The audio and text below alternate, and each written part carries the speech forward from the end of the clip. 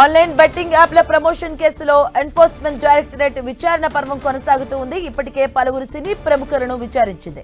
ఈ కేసులో ఇవాళ విచారణకు రావాల్సిందిగా సినీ నటి మంచు లక్ష్మికి ఈడీ అధికారులు నోటీసులు జారీ చేసిన సంగతి తెలిసిందే. ఈ నేపథ్యంలో ఆమె ఇవాళ ఉదయం 11 గంటలకు విచారణకు హాజరు కాబోతున్నారు.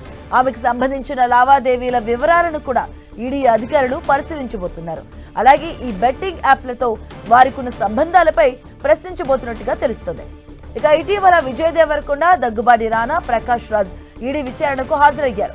వారి బ్యాంకు లావాదేవీలు, బెట్టింగ్ యాప్ ప్రమోషన్స్ కోసం వారు అందుకున్న పారితోషికాలపై అధికారులు కులంకుషంగా వివరాలు సేకరించారు. బెట్టింగ్ యాప్స్ ప్రమోషన్లు, నిర్వాహకులతో సంబంధాలపై ఈడీ ఆరా తీసింది.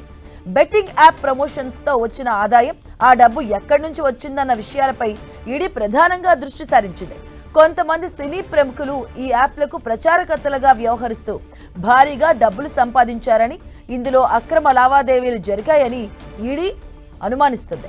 ఈ నేపథ్యంలోనే వారికి నోటీసులు ఇచ్చి విచారణకు పిలుస్తున్నారు. ఇక టాలీవుడ్ ప్రముఖులు ఈ కేసులో వరుసగా విచారణకు హాజరు కావడం సినీ వర్గాల్లో తీవ్ర కలకలం రేపుతుంది. ఈడీ అధికారులు సేకరించిన సమాచారం ఆధారంగా భవిష్యత్తులో ఈ కేసు ఎలాంటి మలుపులు తిరుగుతుందో చూడాలి.